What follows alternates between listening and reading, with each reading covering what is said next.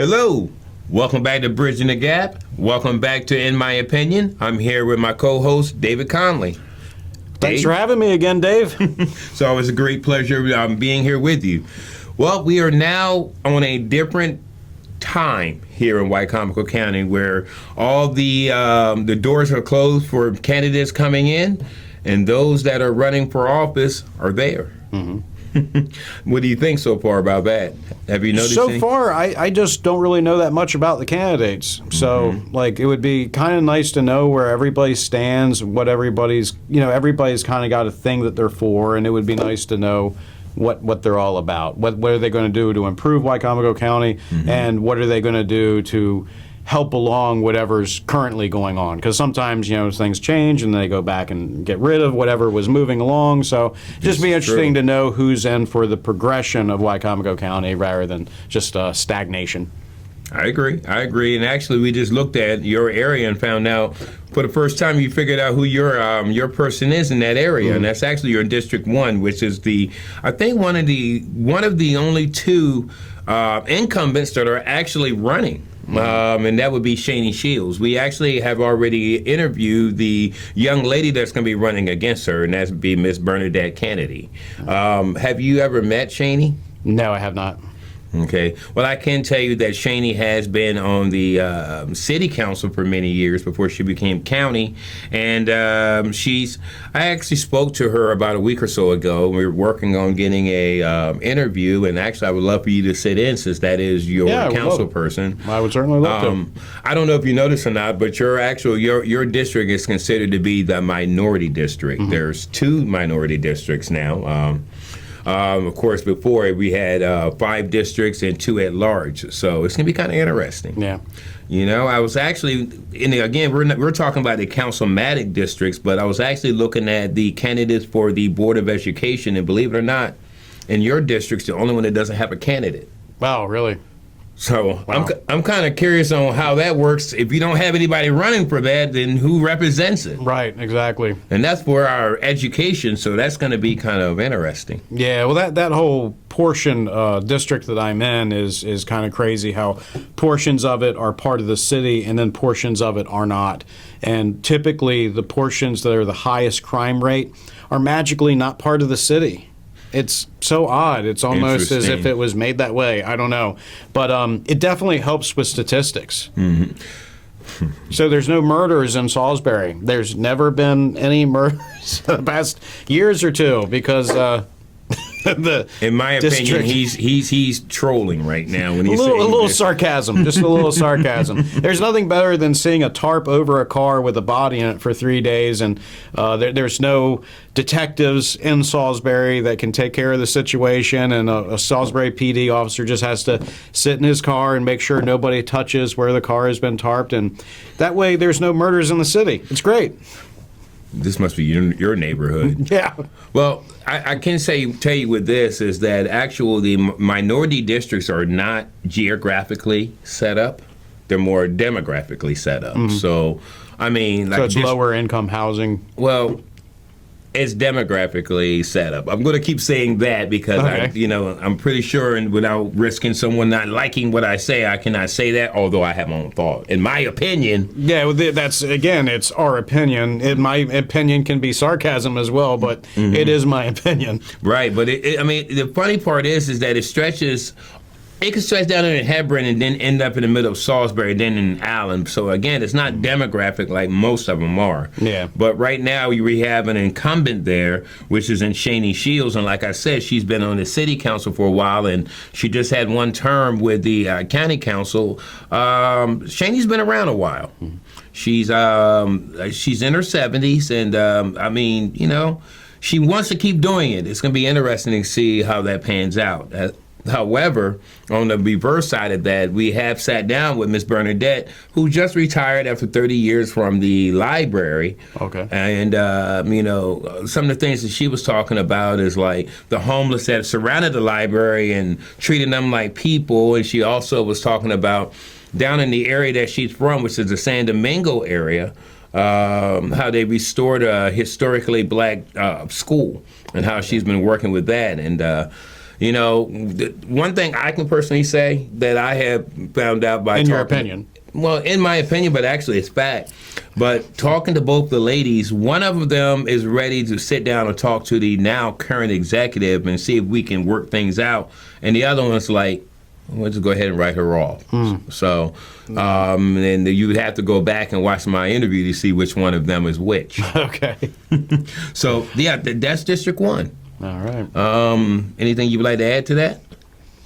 Not really. Just would love to know more about the candidates.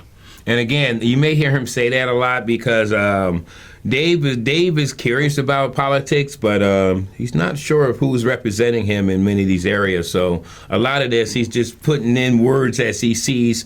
That's something I can relate to, right? Yeah. I mean, I'm looking. I can kind of tell when somebody's BSing me and giving me a whole load of crap, and it's almost like when you see a video that's AI, and you know your ears perk up and you're like, that doesn't sound like a person. That sounds like somebody, you know, a computer is trying to make what a person sounds like. You know, they're talking in an echo or something like that. And sometimes when people are talking, I can clearly tell. Well, perfect example is the governor of Virginia when she came on after the president's speech. Literally, everything that she said was the opposite of reality, and I just found it fascinating. Welcome how, to politics. Yeah, it is just amazing how she gaslit every single thing that he said. And I don't know if you had seen, I had posted, because it only takes 2 seconds to use the phone. You know, I mean, literally 2 seconds. So the first thing I did, because you know they were saying that Trump was crippling the economy and everything, and first thing I did was look up, do blue states have higher taxes than red states? And blue states have higher taxes. No. Yeah. So I'm like, well, there you go, Virginia. And then I looked up the next statistic, which was, is housing more affordable in red states or blue states? And this machine here told me that blue states have the worst housing prices that there is compared to red states. So here's the Virginia governor feeding this malarkey to her constituents, anybody who will believe what she's saying. And I'm just like, you know, I can tell she's full of it. And the computer can tell me, Google doesn't take sides. I don't know if you notice this, Google don't take sides. So I just found it fascinating that she's, you know, giving this response, and everything as she is saying is a complete and total deflection and lie of what is being said.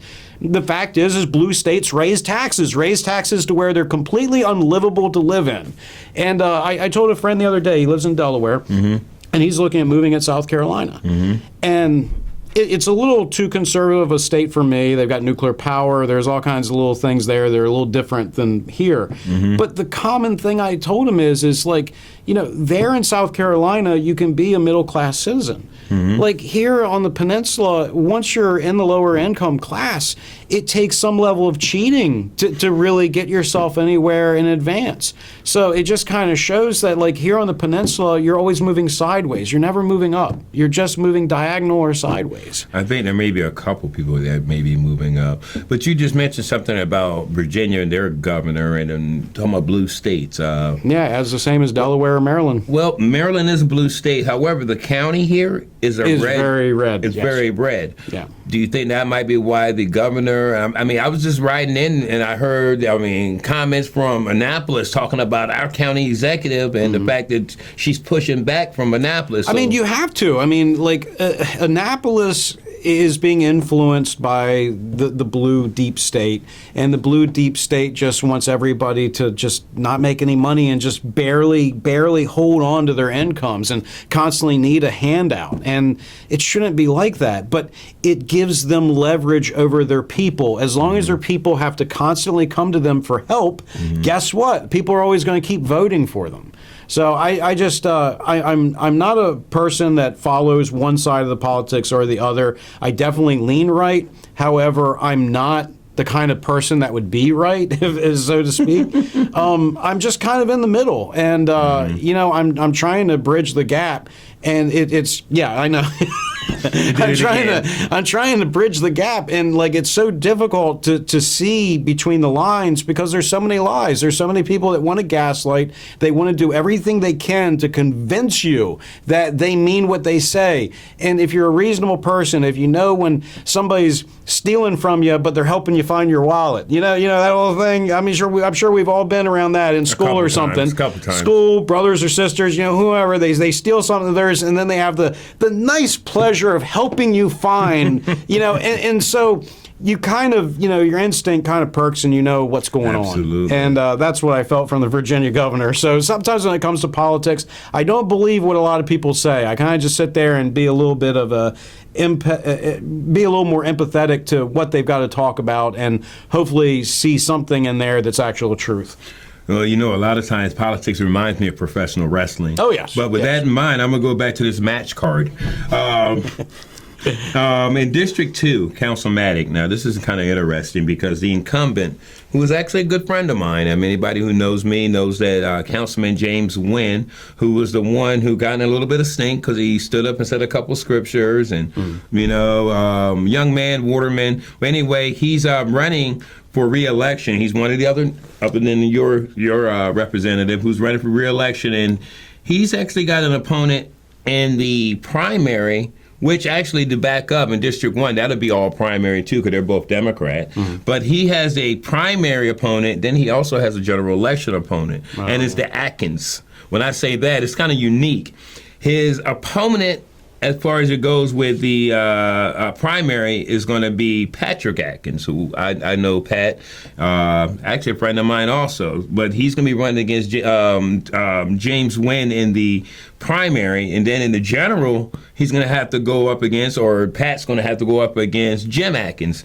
Now, did you notice those names? Yeah, they sound like the same name. You got James Wynn, James Atkins, Pat Atkins.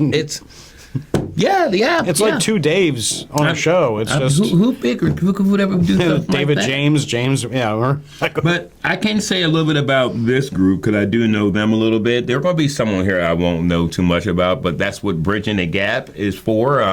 We're going to definitely put some information out so you can be able to get up with us so we can sit down and talk. But I do know these three, two more than the third, and actually one more than the two. We'll start with James Wynn. Like I said, I've known him for a while. James, I've known since he was actually maybe about 7 or 8 years old. I've seen a young man grow up. Grew up in my church.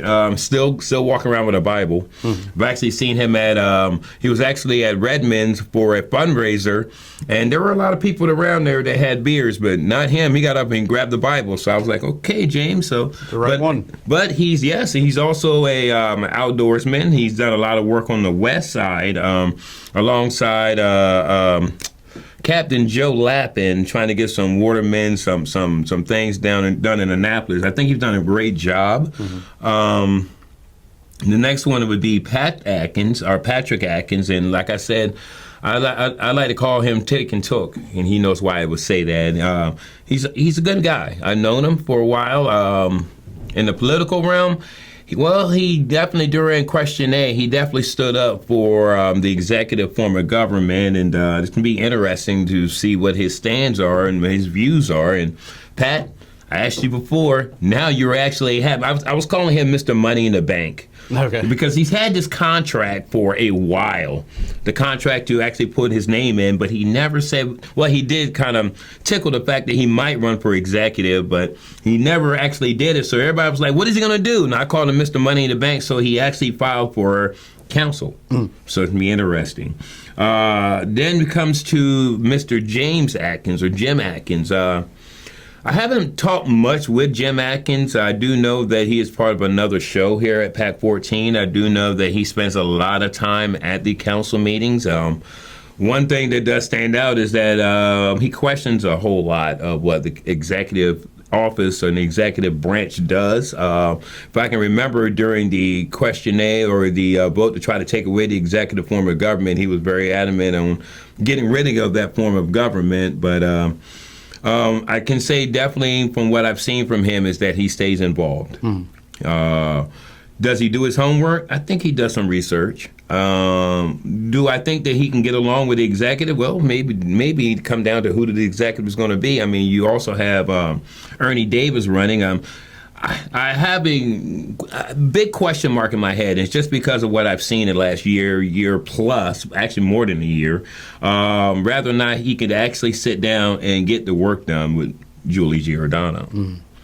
Now, Ernie Davis, he owns property. He's a real estate man. I'm not really sure exactly what Ernie does, other than I knew he owned a power washing company a while back. He may still do it. I do know that Ernie Davis, when we're talking about Ernie Davis, who's running for county executive, he was on District 1's council. He was the councilman for that district 4 years ago, so he has served time on the council.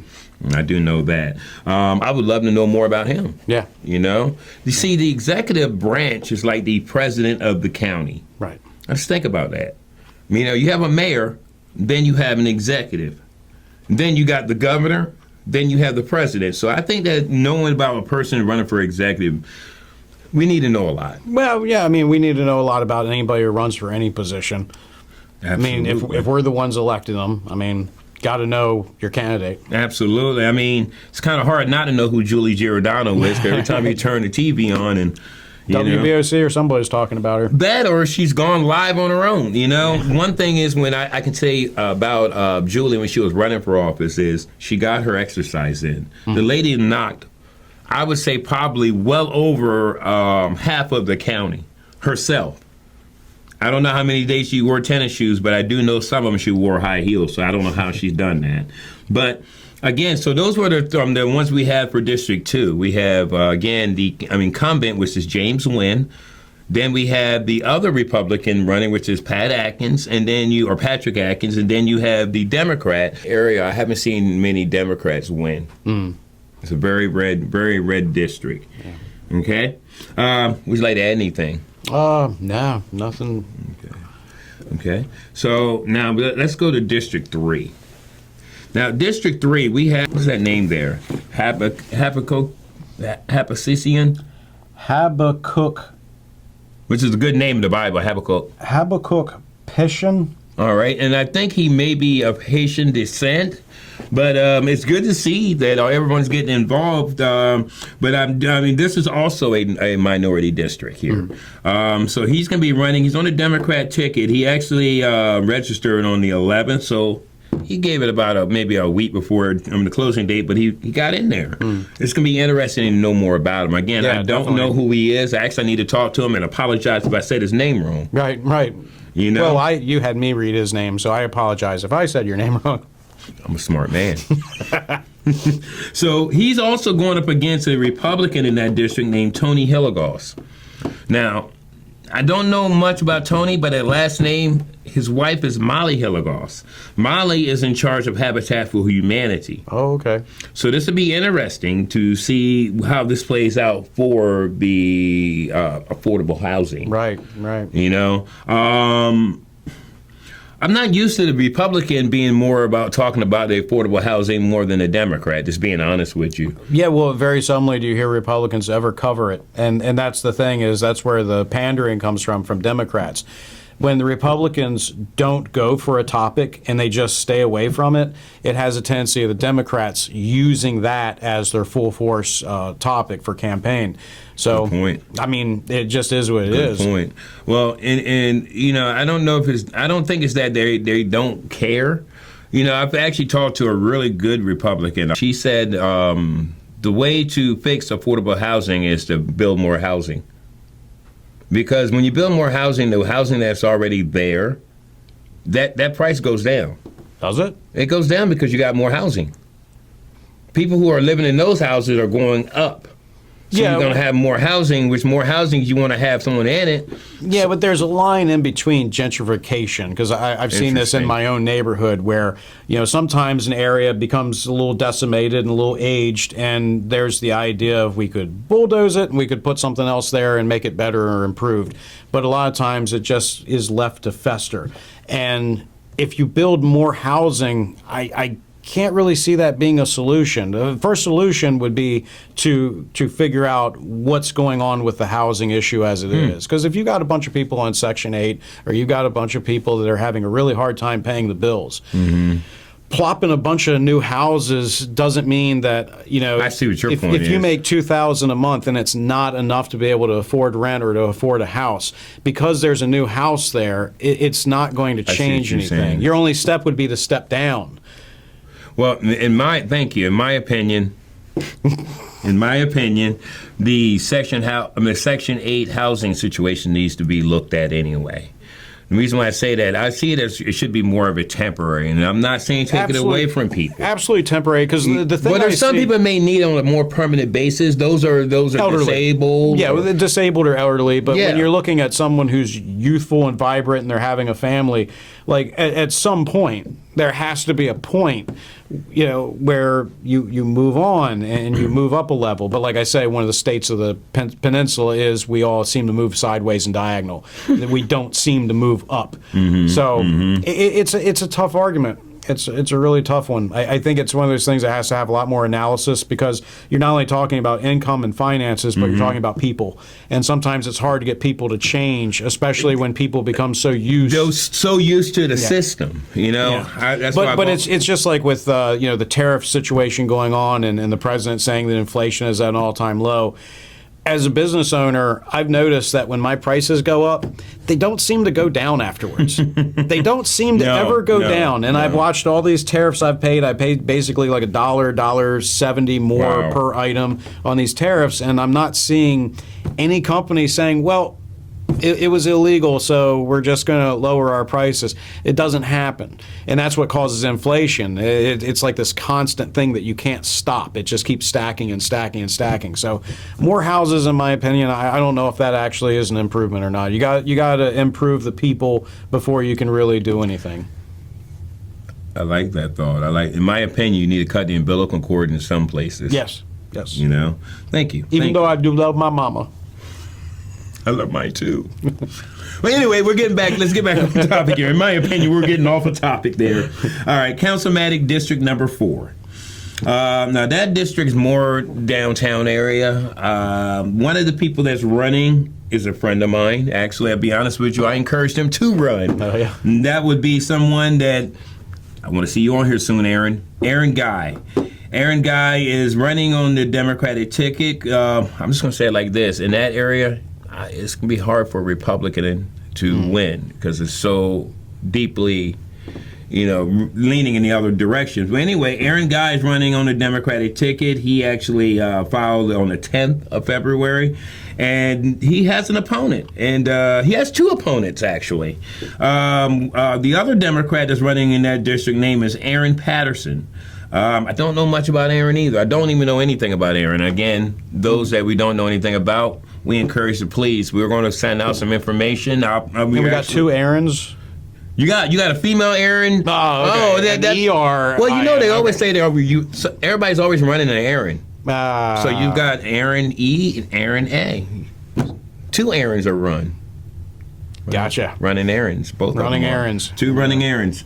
All right. Anyway, so other than Aaron Patterson and Aaron Guy, you then have the Republican running in that district, which, again, even though it seems like that district may be more on the Democratic side, doesn't mean that a Republican can't win. I have a younger brother who ran in that same district 4 years ago, and if he did not actually step away after the primary, he actually had some good votes. So there is a chance for him. But his name is Bobby Lee Leith.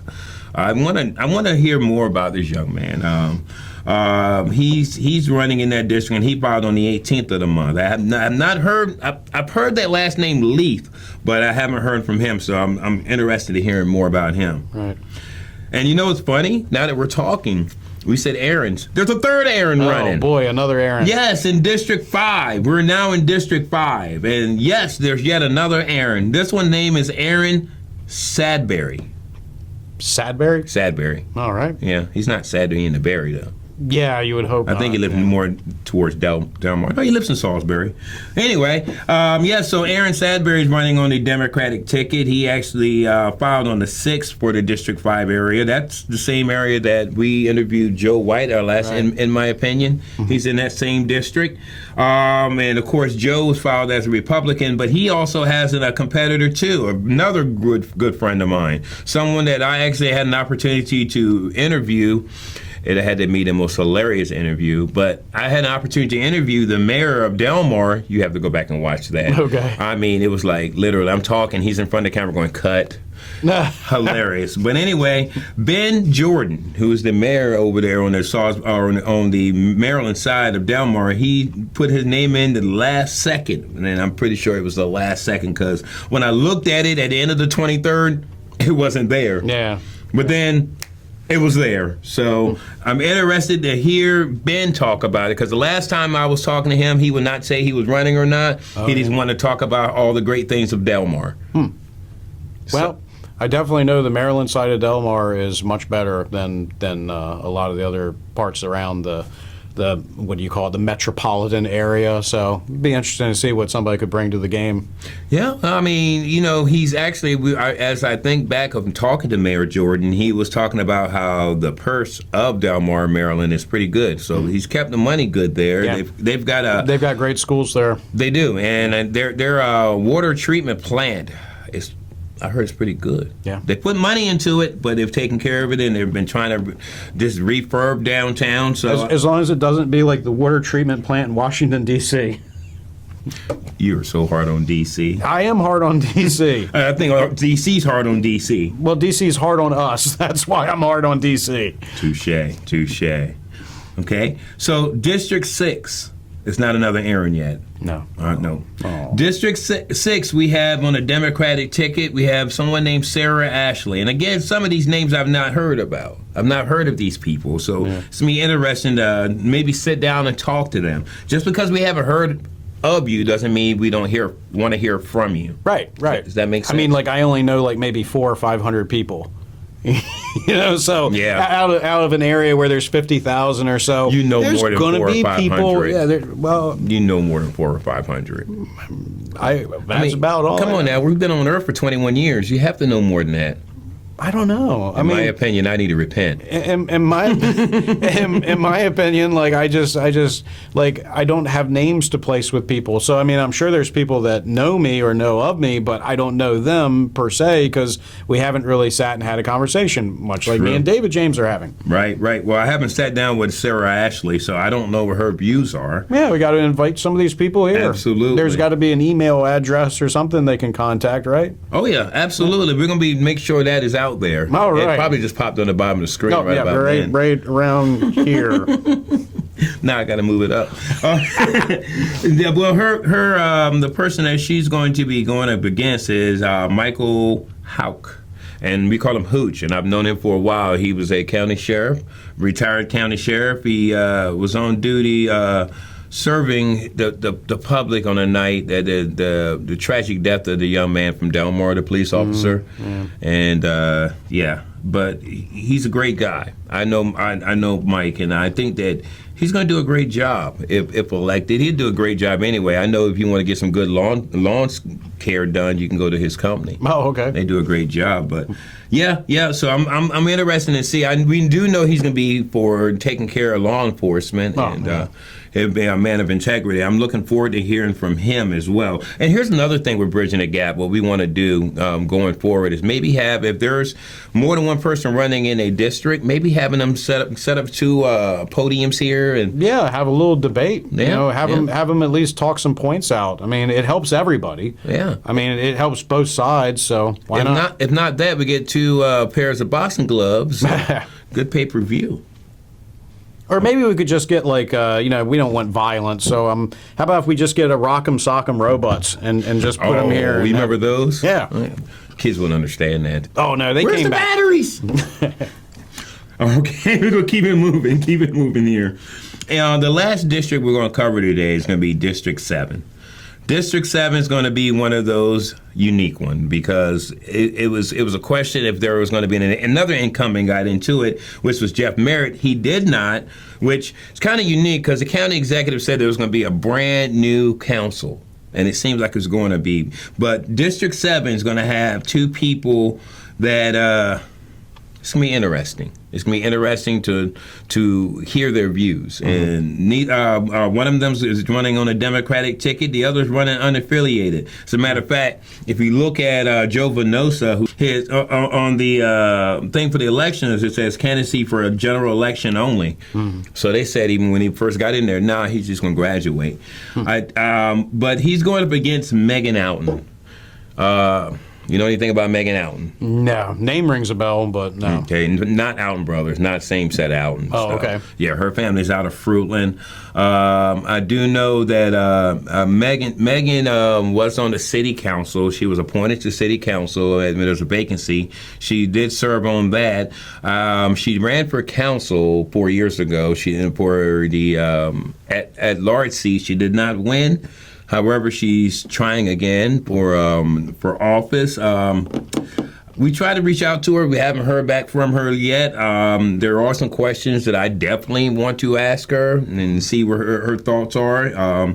But as we fast forward over to Joe Venosa, Joe Venosa is also, as like with Joe White and Jim Atkins, part of the another show here at PAC 14. He also was against the Question A, or having the executive form of government. I would like to sit down with him because there's certain things I need to ask him. Like, what if the executive is, Julie Giordano? We know from day one that those two have not been able to sit down and have a conversation. And as a matter of fact, I'm going to do my best and maybe sit down and have a conversation with both of them at the same time. I think I'm going to need my wife on the show for that one, though. So Joe, he's a professor over at the college. All right. What's his field of study? Good question. Thank you very much. I appreciate that. Very good question. I can say that he's very outspoken on his political thoughts. Mm-hmm. I can tell you that. I can tell you he's very passionate about what he believes, mm-hmm. and he can be a jokester. Okay. He can be a jokester. So, but like I said, all jokes aside, I think that's going to be the one that I'm going to need both of them here at the same time, mm-hmm.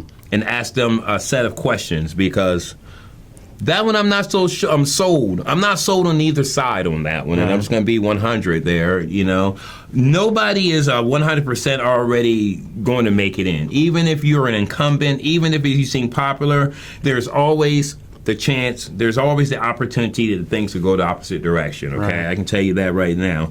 So it's going to be interesting to see what happens. The next time we get together, though, I would love to sit down and talk about the board, because that's the one that has the one seat that nobody was running for, so it's going to be kind of interesting.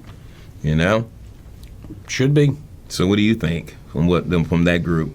I don't know that many of the candidates, so it'd just be nice to see. I have to go back and look at some previous interviews if they've done any, and get to learn a little bit more about them.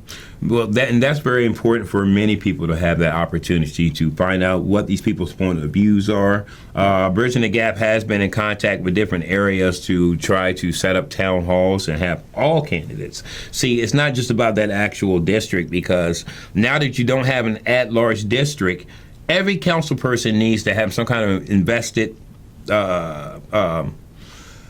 be able to know what's going on in everybody else's district, because they're going to have to vote on that. So we're working on that, and I want you to be a part of that, so we can sit here and talk about people and know a little bit more about them before we talk about them. Yeah, certainly. All right, was there anything else you'd like to add? Actually, let me ask you before we close out, because you talked about, and I tried to get him back over here to talk about our governor here. You talked about Virginia governor. How do you feel about Wes Moore? I think less of Moore. I want less. Sounds like a plan to me. Sounds like if you heard our studio audience, you probably heard somebody else out there go, It just makes me miss Larry Hogan more. You know, my wife and I got an opportunity to meet Governor Hogan. He seems to be a nice young man, nice gentleman. We also had an opportunity to meet the young man that's going up against Westmore. Actually, when I first started with Bridging the Gap, had an opportunity to do the opening prayer at Collin Barn for Dan Cox. Dan Cox has now entered the race for governor, and I've actually reached out to him, and it's looking like we maybe have an opportunity to have him on Bridging the Gap and talking, he actually won WICOMICO, I'm thinking. Mm-hmm. I'm not sure if he did not win it. Don't hold me to that, but I'm pretty sure it was close. I do know that we were behind him as far as those conservatives that I was affiliated with. Granted, I did get some family members that have always voted Democrat that was questioning me not voting Democrat, but, that's one thing about me.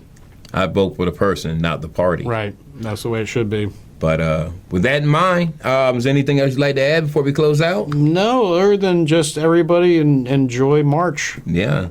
Well, you actually just celebrated my anniversary, about to celebrate my birthday, and then we're going to march right on into spring. There you go. In my opinion, it's going to be a great spring, too. I hope so. I certainly hope so. We all need a nice spring to come along after this winter and all the ice we've had to deal with. Just a little bit. It wasn't a whole lot. Ice has been a problem this year. Dave, appreciate you. Looking forward to the next. Always. In my opinion, you're the best co-host I could have for In My Opinion. In my opinion, you're the best host to have, in my opinion. In my opinion, he's right. This has been Bridging the Gap. Have a great one.